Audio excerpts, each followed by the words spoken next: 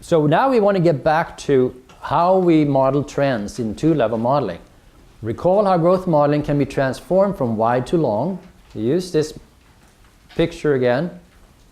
It's a single level wide format analysis, 5 columns of data.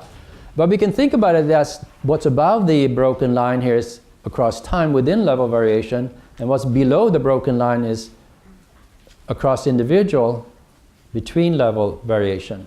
And therefore it is conceptually easy then to move to the two-level long format, where again we regress y on time, like we talked about before the break, with a random intercept and a random slope. And that's all happening on within. Like we said, we could do a regression for each individual and get each individual's I and S values.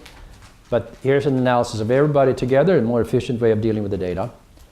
And then on the between level, we have variation across people and a subject or family specific variable influencing I and S.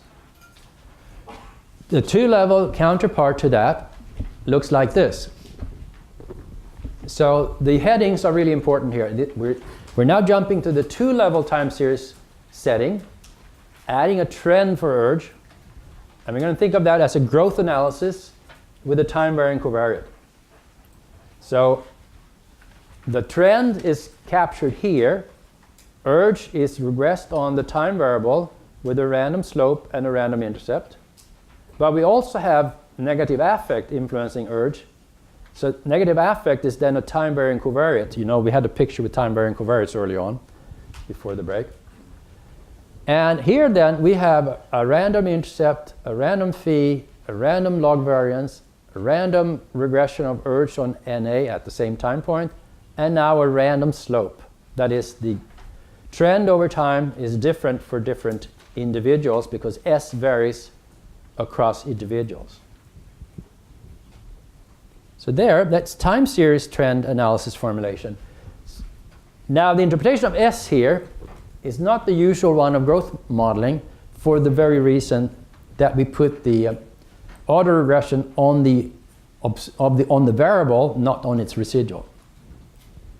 But again, soon enough, we're going to be able to put it on the residual, and it would be a perfect correspondence. And again, Hammacher's paper comes into play to discuss the differences. But this is what it looks like on the within level, and then all of these filled circles become open circles, continuous latent variables on between. So I did this for the smoking data, and now we're back to two-level analysis, which you see by cluster being subject alone and analysis type being two-level. And we have the between-level variables, female age, and now we add a distal outcome, quit. Quit smoke, successfully quit or didn't successfully quit. It's a binary variable, so we declare it as categorical. And it's a between-level variable. It's a variable that varies across subjects. And then we put time and negative affect on the within level. Time, because now we're going to do growth modeling, essentially trend analysis, growth modeling, same thing. And it's a within level variable. And we're going to lag both urge and negative affect. It's going to stick to the time interval 0.08, even though it may not be optimal. And we're going to define a time variable, which is essentially the time since quitting, but scaled down and centered here. This is the observed mean for that variable that I subtracted, just for simplicity. And again, I do group mean centering of negative affect and the standard base 3 lines here. And in the model command with a colon, you have the within specification, the same thing here, the random phi, random SYX, random log V, plus now the random slope, urge on time. So here we know now we know this is growth modeling that we're doing. Because on within we have a random slope. We're saying that people change over time, they grow or decline over time at different speeds, varying across subjects. And then we have more variables here in the on statement. 1, 2, 3, 4, 5 random things, S added to it, regressed on the background variables for the person. And we add this what I call a distal outcome, to use preventive intervention terms, quit on these random effects plus the 2 observed background variables. And this is now a regression for a binary dependent variable, and in base, the only thing we have available is probit. Base is totally probit. Maybe one day it could be loaded if we wanted to, but probit is a very general approach that allows underlying multivariate normality to allow with statements even among categorical variables very easily without adding numerical integration like maximum likelihood suffers from. And we have the usual take 1, take 8 and FS comparison, and we ask for access to the factor score values to plot. The runtime is almost 5 minutes. And here's what it looks like. 2-level regression analysis. I call it regression analysis because it's regression of smoking urge on negative affect, adding a trend for urge, or it can be characterized as a growth analysis with a time-varying covariate. What's new in this picture is that we've added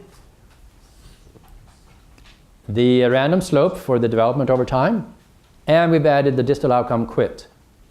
We looked at these relationships before. Now we can look at these. So I have the interpretations of these pluses and minuses here written down, so you don't have to scribble them, but can think about it instead. So this is saying that the higher the urge level is, the lower the probability of quitting. The higher the level of smoking urge is, the lower the probability of quitting. That makes sense, right? Now, what we didn't know was, or couldn't have guessed, is that the higher the autocorrelation, the higher the quit probability is. The higher the autocorrelation, the higher the quit probability is. That takes a good substantive researcher to tease out, assuming that the model is correctly specified. And that's assuming a lot now. This has to do with the variation in smoking urge, and we're saying the higher the variation, the lower the quit probability. So if you vary up and down in the smoking urge, like subject 227 did, that person has a lower probability of quitting smoking. No significant effect for the random slope of y on x, that is smoking urge on negative affect, and however, a negative effect of s on quit, meaning that the higher the slope, the higher the smoking urge slope is, it goes down, but the higher it is, the lower the quit probability. That is, if the smoking urge doesn't go down enough, then you're not going to quit. The higher it is, albeit negative, the lower the quit probability. So that's what it says here. So that's just an example of what kind of stories you can tease out of the data. And again, it's 2-level analysis, adding a trend and a time-varying covariate, which you don't see on between because it's a within variable. That is the negative affect.